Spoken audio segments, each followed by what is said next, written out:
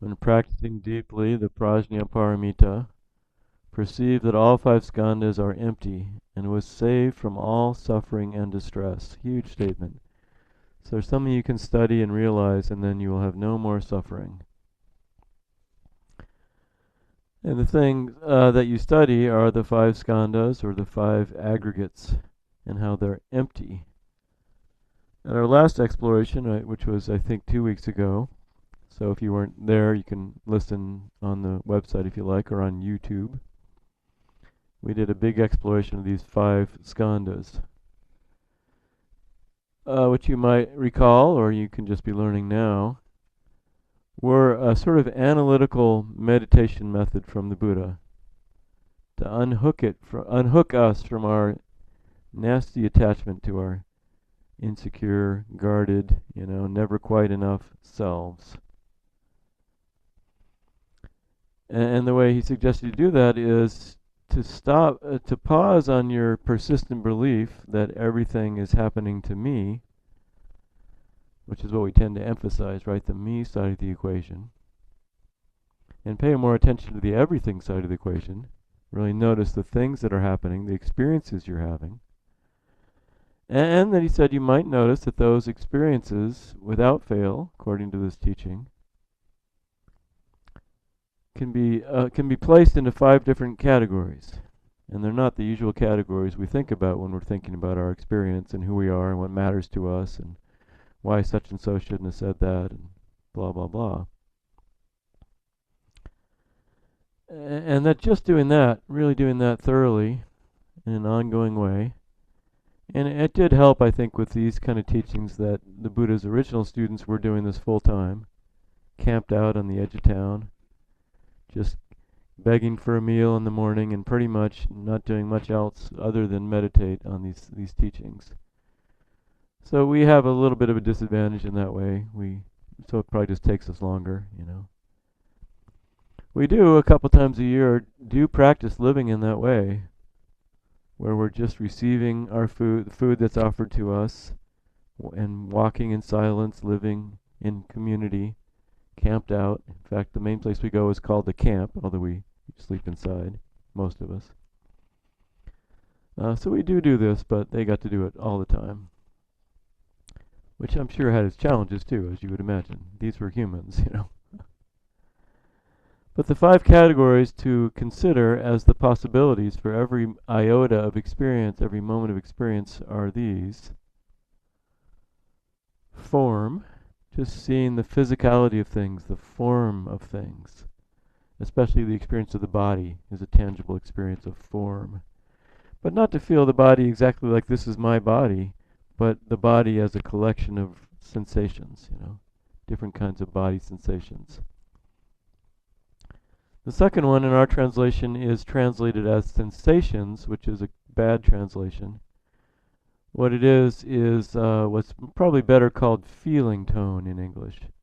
The way the mind flits back and forth incessantly and fairly constantly with a kind of gut reaction to everything before you even exactly know what you're reacting to.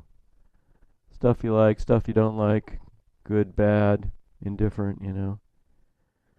The best way I was saying the other day, the best way I've been able to figure out to try to explain the experience of this awareness of sensations or feeling tones is with sound effects. There are moments that are right? There are moments that are There are moments that are right? So we notice that, and we try to just notice that actual aspect of the experience. So I suggested doing that a couple weeks ago. Have you done that? Have you investigated that a little bit? A little bit, yeah. So keep at it. It's really interesting. You can do this in meditation. Notice moments in meditation when you're leaning in or leaning away.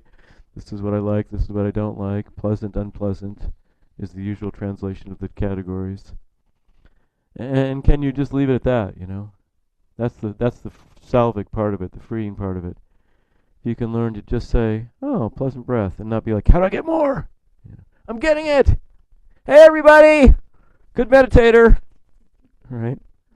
Or much more likely, what am I doing here? It seemed like a good idea at the time, but this is kind of miserable. Right? But that's a generalization, right? To say this is miserable. Actually, it's just a bunch of separate experiences, like one after the next. And there are moments, a twinge in your knee or your back or something that are unpleasant, to be sure. We're not trying to pretend that the unpleasant is the pleasant. We're trying to learn to see the unpleasant as just the unpleasant. It probably doesn't mean you need back surgery. If you need back surgery, you wouldn't be here probably. So, anyway. So that's the second category, and I think it's a really important category, and we're going to look in a couple of weeks at another system from the Buddha for unpacking our experience of ourself. And in that system, this level also shows up, and there it's extra important. So the Sanskrit is Vedana, because the English is kind of all over the place with that one, because we don't actually have an English word for it. Third level is third level is perceptions, which is more or less what we think of as perceptions. We perceive things, and we give it names as it comes in, right? And that hands off very, very quickly to the fourth level, which is mental formations. We have ideas, thoughts, impulses. The impulses are emphasized, right? Our thoughts bring us into action sometimes before we know what we're doing. Before you realize you'd even had the desire, your phone is in your hand. You know what I mean? You don't? So that's mental formations. And to see those also in a little more neutral way, not my thoughts, but a thought, an impulse, a memory. Look at that. Wow. An emotion. And they didn't separate out emotions from thoughts. They're all part of the same category, same pot. And the fifth is, and so the formations are tricky because we do identify with our thinking, right? We think this is me, these are my thoughts, they come from my person. And then the fifth also we tend to identify with, although we don't always notice it. The fifth is consciousness, which is kind of like more or less the space in which this all appears to be happening. But this too is just an experience, an experience of a space of thinking. Sometimes it's a little bit implied, but it's definitely an experience, the experience of consciousness. And the idea is that's also not me, just another experience. So this is a really worthwhile thing, these 5 skandhas, so it's not like we have to be all prideful as Zen people in the later Mahayana school, because Avalokiteshvara now adds a whole nother level to this to make it even more powerful. But the original thing was really powerful, the OG is good here. So we can look at it that way, do I have to see these as my thoughts, my opinions, my preferences, my body, my mind, me? You just see it as experiences, and the meditation really helps us. But Avalokiteshvara's realization was there's a whole another level to this in everything. Because the early Buddhists, and this gets a little philosophical maybe sounding, the early Buddhists thought those little moments of experience kind of had a certain je ne sais quoi, a certain reality to them. And this later teaching is, no. Everything is empty, is the word that was used. Everything is empty. The 5 skandhas are empty. So we need to explore a little more what this means for something to be called empty. And that when we realize not just that our life unfolds, as in an experiential way and can be put into these kind of non-self categories, but the whole thing, all of it is also empty, is even deeper. So what is this emptiness? Last time I brought up an idea that, without realizing it exactly, we narrow down our self and our experience and our world. We narrow it down with language and concepts. Because we hook everything that we perceive or think to these words and concepts. They become the building blocks of reality. And that although we think I'm me over here perceiving an external reality over there, and I'm just kind of describing it, but it's real, there it is. These teachings suggest that's not exactly what's happening. It's a little more like you're constructing reality and self out of these concepts. And since there are a limited possible number of words and ideas and concepts, and it seems pretty self-evident that there can't be a limited number of experiences in the world, right? How could it be limited to just like what happens to be describable in one particular language, you know? Whatever your native language is. So these teachings are pointing to the unseen reality beyond our concepts, the unexperienced reality beyond our concepts, if we're only bound by our thoughts and experiences. So in other words, we're missing the real reality. We're living in a manufactured world of our own making. Which, depending on how you think about it, maybe is a not terrible approximation of a real reality, or maybe there is no actual real reality. Who knows, right? Because we can only know what we experience. So, but this emptiness thing is an odd way of talking for sure. And a lot of modern students of Buddhism, and also when I'm in the mindfulness world describing a little bit of Buddhism, a lot of us don't like this word.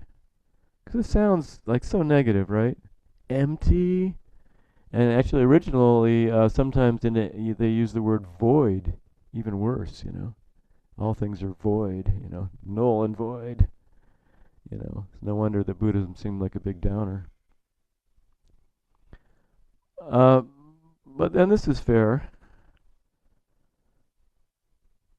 But maybe we need it nonetheless. I mean, for one thing, it is a literal translation of the word that was used in the Asian languages of Buddhism. They actually use that word. It's there. But we can retranslate things, and people do. But maybe it's good to have a word that's a little jarring, you know? A little bit like, what? You know?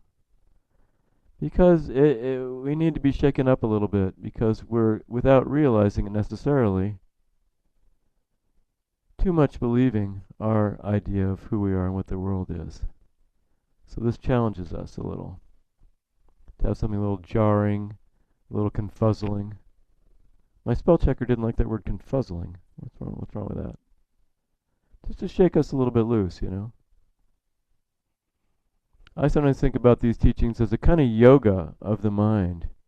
You know, and if you've never done yoga and you're kind of a stiff, inactive person, you first go to yoga, it's unpleasant, right? You know? But little by little you loosen up and it can become quite pleasant. So this emptiness teaching may be a little unpleasant at first, you know. But then you can just put that into the second skandha heap and keep going, of course. But that this stretches our mind, helps us become more open, more flexible, helps us with these beautiful qualities that get described in the teachings, like beginner's mind and not knowing. This is a mind that's appreciating emptiness a little bit, you know. It's able to be more open and fluid and humble. Because the other thing that emptiness always should bring up for us is empty of what? Empty of what? And the simplest way to say it is empty of separateness. Emptiness, empty of sort of a certain kind of conceptual solidity that we put on things. This is definitely a cup, and this is definitely a bowing mat, you know. There's no overlap. They're totally different. Well, maybe. Maybe it's not so simple. So that's what Avalokitesvara realized. That's the core of this whole text, and the rest of it is just elaborating on that. So the next part is the most famous part, actually. It's easy to gloss over the skandhas part and just jump to this part. But I think it's good that we hung out for a while with the skandhas first. Avalokitesvara then says, Shariputra, and remember he's talking to an early Buddhist monk who doesn't get it yet, kind of the fall guy of the sutra, named Shariputra. Shariputra, form does not differ from emptiness. Emptiness does not differ from form. Form itself is emptiness. Emptiness itself is form. Sensations, perceptions, formations, and consciousness are also like this. So, form we know is the first skandha, like we just talked about. Everything physical and tangible includes the senses before they start perceiving, the experience of sensing. couple of weeks ago we did a little meditation on the four great elements. Maybe you remember that. Feeling into the earth element, the fire element, the air element, the water element. It's another way of experimenting with the experience of form. So this is interesting because instead of saying form is empty like she did at first, she had all the skandhas are empty, she says form does not differ from emptiness. Which seems pretty similar, right? But then she says emptiness does not differ from form. So how do we make sense of that? It seems to imply that there's a two-way relationship here between form and its quality of emptiness. That it's not just that form is empty of separate inherent existence, it's that when there's form that can be perceived, then we're able to experience and understand emptiness. That form brings emptiness forth, just like emptiness brings form forth. That emptiness isn't like some separate thing. Or, you could also say, emptiness is also empty, because it can only be when something is empty. That is how there can be emptiness. Does that make any kind of sense? Sort of. So we can't have an experience of emptiness unless we're having an experience. And we start with form. And then she says, just to make sure we keep doing our mental yoga around emptiness, emptiness does not differ from form. Form itself, sorry, here I got a little tangle up. Let me get this right here. Form itself, yeah, emptiness doesn't, okay, I said that. So first we had form does not differ from emptiness. Emptiness does not differ from form, so there's an interpenetration here. And then she says, form itself is emptiness. Emptiness itself is form. So this seems very strange. If emptiness is a quality of form, and form, by virtue of having emptiness as its quality, allows emptiness to not exist, but something, manifest, how could it be that also true that form itself is emptiness, and emptiness itself is form? So the is there is a bit provocative. That's like, what are the really, that's the power yoga part of this part, you know, and the is. Because how could there be any is here? It seems to make something solid where there is no real solidity. So the whole point here is that things aren't real in the way that we think they are. There is an experience of things, but this is a manifestation, more like a shadow play than something real in the way that we think of as real. There are experiences we can name, and probably most of us will more or less agree on the same names for similar experiences, although it's really important to remember that they are not having the same experiences as you actually, right? Because we're all conditioned in different ways. But when we try, by habit, you know, deep habit born through learning language and culture and everything else,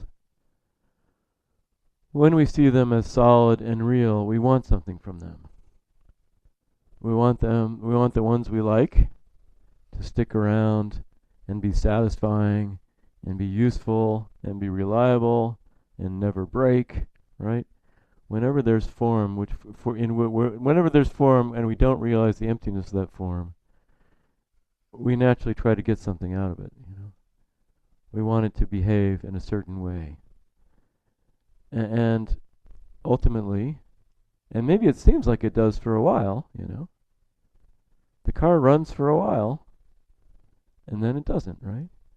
And then you're stranded at the side of the road. That analogy is not as good anymore because cars don't seem to break down as much anymore. But back in the old days, right? Or maybe it was just the cars I had.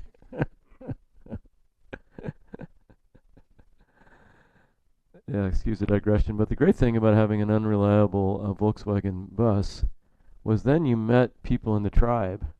If you broke down on the side of the road, I kid you not, within a few minutes, someone else in a Volkswagen bus with a toolbox will appear. So it's actually really great to have a car that breaks down. You learn a lot about generosity and love and carburetors and things like that. But anyway, so I loved my Volkswagen bus, but it was not reliable, and ultimately it died a complete death. But now I can love it more. Didn't have heat either, but it was perfect. Anyway, and it was empty, for sure, for sure. So that's where the suffering comes in. That's why Avalokitesvara is saying, if you really get this, if you really practice deeply with this, you really realize that things are not solid, not lasting, not even exactly what you think they are, that you have tried to reduce them down to something, and their true nature is much bigger, richer, interconnected-er, amazing-er than what you are perceiving when you try to put it into a conceptual box. That the real reality of emptiness is, in fact, boundlessness, right? Because it means empty of separateness. Radically interconnected. It's really true that everything contains everything. And sometimes you experience a little taste of that in practice, in life. And we talk about enlightenment experiences, which we don't talk about too much because then you get really excited about something that you think you can't have and blah, blah, blah. It's some kind of taste of this, is what it is. Some kind of direct experiencing of the nature of reality beyond our limited ways. And it's beautiful, But this isn't just a complex and weird sounding bunch of philosophy, although when you start talking about it, it sounds that way. Because there's a big inherent problem here, right? I am maybe foolishly attempting to speak with you about an aspect of reality that is beyond conceptual understanding. And what tools do I have to hand? Concepts only, So we're trying to talk about something which can't be talked about with the things that we can talk about. So this is why we have these famous metaphors like the finger pointing to the moon. So all of this is the finger pointing to the moon. All of this is me trying to encourage all of us to stay curious about emptiness and openness, fluidity and freedom. To notice when we constrict around a concept, which is pretty much what all of our constriction is rooted in. It's not the pain in our body, right? It's the catastrophizing, it's the fear, it's the being a little bit unwilling to face it or a lot unwilling. It's that it shouldn't be happening, right? It's not that so-and-so was just a schmuck to us, it's that we wanted something to be different than the way it was, right? And we don't understand the emptiness and freedom in those relationships yet. And we do live in this relative world of suffering and history and conditioning and trauma, so none of this is to say that that isn't something that it matters or is powerfully experienced and can be really dangerous too, right? People die from their minds, right? And yet, here is a teaching that isn't just about conventional healing, although conventional healing is really good. We're all for conventional healing, but something that's deeper than conventional healing. That the problem with conventional healing that these teachings suggest is if you need to be healed, that means you believe that you're sick. If you need to be fixed, that means you believe that you're broken, right? And these teachings saying no. There's no broken. And there's no fixed. There's just the dynamic interplay of whatever you want to call it, I feel like the more I talk, the more confusing it gets. In the wonderful little book on the Heart Sutra that I'm recommending, and I'm not going through it directly, but if you wanted something to read about all this, It's a little slim book by Thich Nhat Hanh, published some time ago, called The Heart of Understanding. He has a chapter that he entitles Long Live Emptiness. I always love that title. Long Live Emptiness. So these teachings should inspire celebration, not just head scratching. And the beauty, the point he makes in that chapter is emptiness also means possibility and potential. If things really were fixed in the way we think they were, thank goodness they're not, right? Because we wouldn't grow, we wouldn't change. The famous example is of a seed, If you believed your idea about what a seed is, even though you know intellectually it's not true, you see a seed as this little fixed gray object, right? This is how big it is, this is what it looks like. And it could never become something else, right? Because it's a seed. A seed can't be something else, it's a seed, right? That's the way we think. But actually it becomes a sprout and a plant and a tree, right? So that is possible because of emptiness. Emptiness is the space of change beyond any limiting concepts. And it's weird if you think about it, where did this tree come from? Did it come from the seed? Well, the seed does appear to be necessary, but then we also know that's not the whole story.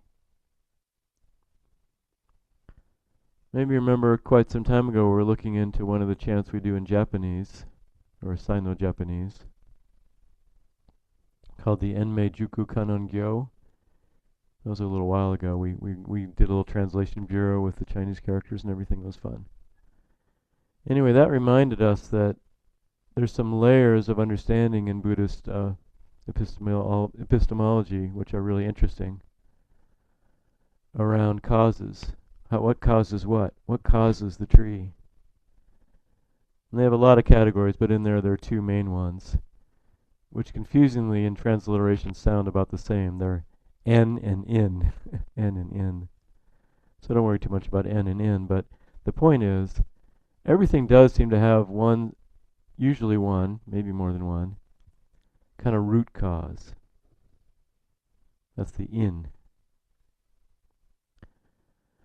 And in that chant, that in is like the manifestation of reality from compassion. Compassion is the root cause of everything in that chant. But here, yeah, probably the root cause is the seed, No tree, no seed. Or no seed, no tree. I guess it works both directions. But there also need to be a whole lot of secondary causes or proximal causes. Sometimes they say affinities that are equally important. No sun, no tree, right? No water, no tree. No undisturbed habitat, no tree. So if we think, a seed is just a seed, we're wrong. If we think a seed makes a tree, that's not quite right either, right? And everything's like that, Everything's like that. A rich array of causation that can't be pinned down, It can't be fixed. And it's in its unfixedness that we can breathe, And we can wake up. And we can live lives of joy and ease and awakening.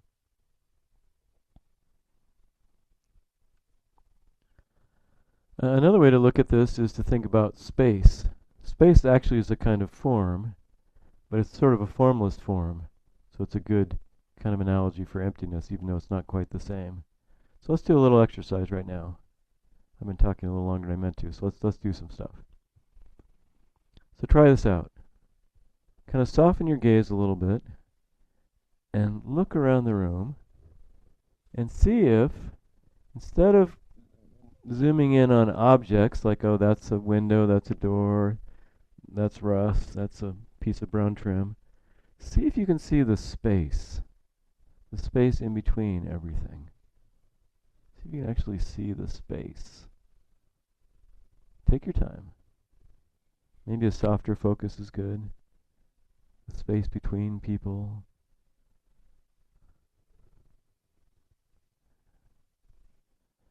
And even when it seems like you're seeing solid objects, we can dive into our atomic physics if we want to too, right? That's almost all space too. So can you see the space? So what's the place we're in is not mostly stuff, right? It's almost completely space. And that's why we can even be here, right? We could never have a temple that wasn't mostly space. If it was solid, we couldn't even get in. So can we see our lives that way too? And I think we experience it this way, don't we? When we're upset, things feel tight, rigid, solid, stuck.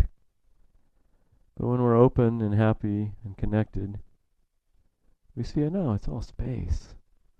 There's space for every possibility. There's space for me to be myself, even though I don't even know what that is exactly, because I'm busy trying to deconstruct it at the Zen temple.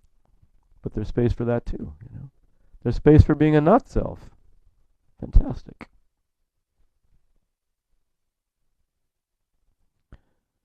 So let's look at this passage one more time, and then we'll do another little experiment. Shariputra, so he's talking to us. Hey, you guys. Form does not differ from emptiness. Emptiness does not differ from form. Form itself is emptiness. Emptiness itself is form. Sensations, perceptions, formations, and consciousness are also like this. So I just want to mention this last sentence. Sensations, perceptions, formations, and consciousness are also like this. So probably you recognize this is the other four skandhas. So this is actually a little bit abbreviated. Sometimes in the sutras they write it all out. It's very repetitive, so here they spared us. So what this means is we could rewrite the sentence about form and emptiness with each of the other four. So sensations do not differ from emptiness. Emptiness does not differ from sensations. Sensations themselves are emptiness. Emptiness itself is sensation.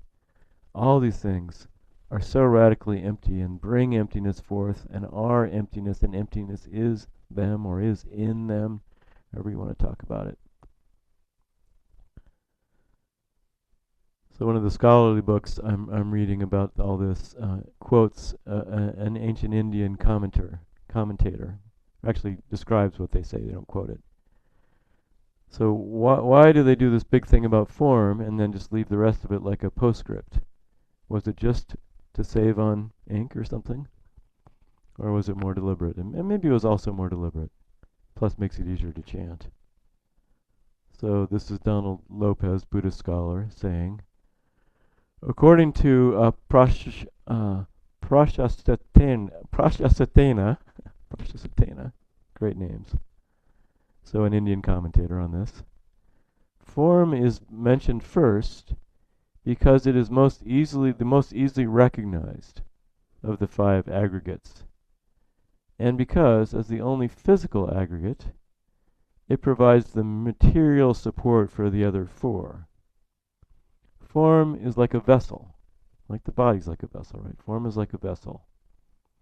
The other four aggregates are like water contained in the vessel. When the vessel is destroyed, or, we see through the vessel, the water is easily dispersed. When it is understood that form is empty, it is easy to understand that the other four aggregates are also empty. So here's another exercise. Yeah, we have time for this. We've been sitting for a while. If you want to change your posture or give a little stretch, it's not the worst thing, You can stand for a moment, for sure. We do have bodies. Yeah. So here's a little exercise in investigating the emptiness of the mental formations. These are our thoughts and opinions and emotions and ideas, which are probably the trickiest for us to let go of our identification with, right? Because they really seem like my thoughts and so on. So here's a poem to inspire the exercise. This is by someone named Jeff Foster. And it's called Peeling Off the Label. Peeling off the label. What would happen if we removed the word anxious and just paid attention to the flickering sensations in the belly? What would happen if we took away the concept lonely and simply became fascinated with the heavy feeling in the heart? What would happen if we deleted the labels sick or broken or bad and just got curious about the tightness in the throat, the pressure in the head, and the ache in the shoulders? What would happen if we stopped looking for solutions and checked to see if there was actually a problem here? Let's come out of this exhausting storyline. It is not true. It was never true. Commit sacred awareness to a single living moment. Come closer to yourself now. Bring warmth to the tender places. Infuse sensation with the light of attention. It's never as bad as we think, and always, always more alive. I love that last line. It's always, always more alive. So what would happen if we removed the word anxious and just paid attention to the flickering sensations in the belly? What would happen if we took away the concept lonely and simply became fascinated with the heavy feeling in the heart? What would happen if we deleted the labels sick or broken or bad and just got curious about the tightness in the throat, the pressure in the head, the ache in the shoulders? Just experiences. What would happen if we stopped looking for solutions and checked to see if there was actually a problem here? Let's come out of this exhausting storyline. It's not true. It was never true. And commit sacred awareness to a single living moment. Come closer to yourself now. Capitalize the N in now. Now. Bring warmth to the tender places. Infuse sensation with the light of attention. It's never as bad as we think, and always, always more alive. Okay, so let's do a little reflection meditation experiment with this and see if we can let go of some of the labels. So drop into some approximation of meditation. I know you're tired. Doesn't have to be remotely perfect, and in fact it's kind of good if it's a little uncomfortable, because that's going to be helpful to us. Take a breath, you know what to do. Tune into the felt sense of being here now, in this cushion, on this chair.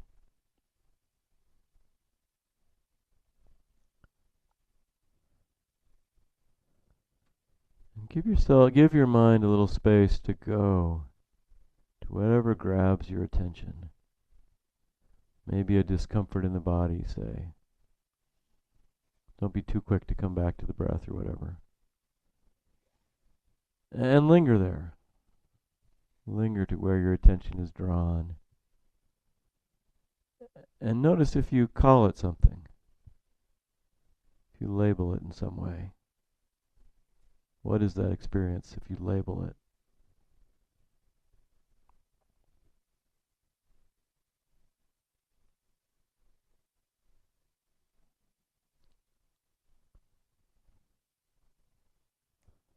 And then, peeling off the label, as the poet said, can we let the label dissolve and feel more deeply? What sensations are here? Are they moving? Are they still? Is there heat or coldness? Sharpness or dullness? And these two are also labels, right? Maybe a little more subtle labels. So letting go of even such labels and categories.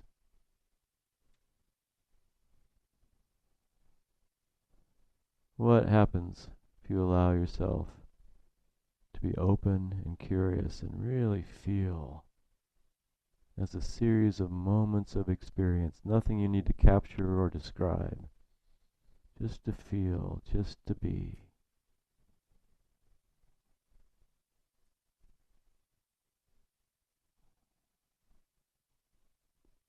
Nothing we have to do about anything. No problems to solve here.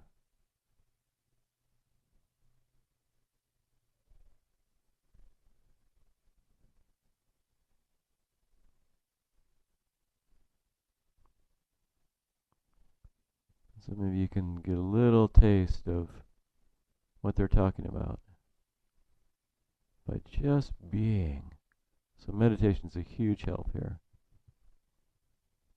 We don't need to describe or conceptualize or name even. It's just experiences, you know? And just is the wrong word, like wow. Wow.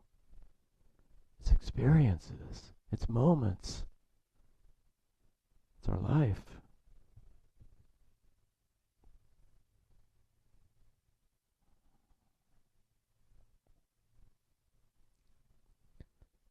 And the idea here is we soften up on this labeling, this fixing, like fixing things in place, or fixing like repairing, both ways.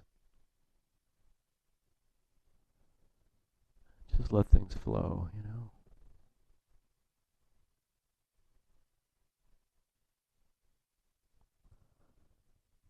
So anyway, please don't worry if this is confusing or you're not getting it or you're blaming yourself for not getting it or blaming me for explaining it poorly or whatever, you know.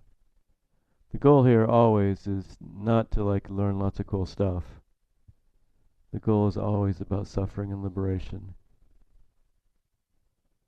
And when we're more free, we're a lot more helpful, right? And the world is a better place. So we don't do this just for ourselves either, do we?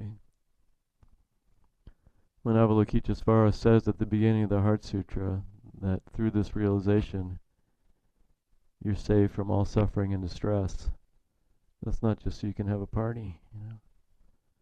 It's so we can be completely comfortable and free in a suffering world, which needs us. We'll still be sad when there's sad things, you know. Bombs dropping that we help pay for. This is horrible, right? But it doesn't need to catch us in those kind of ways that paralyze us.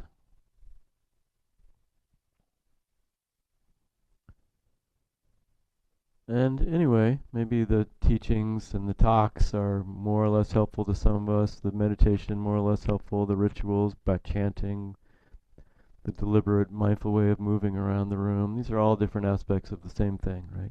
It's all one practice.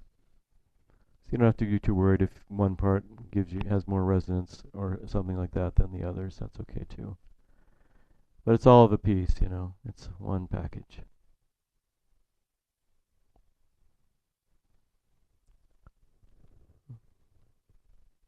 Okay, well that's more than enough, I think. Let's pause the recording. There are actually a couple of minutes here, and I'm super curious. And I forgot to greet our friends online there. Hi Dee, and who's that? Katie. Hi Katie. Yeah. Hey.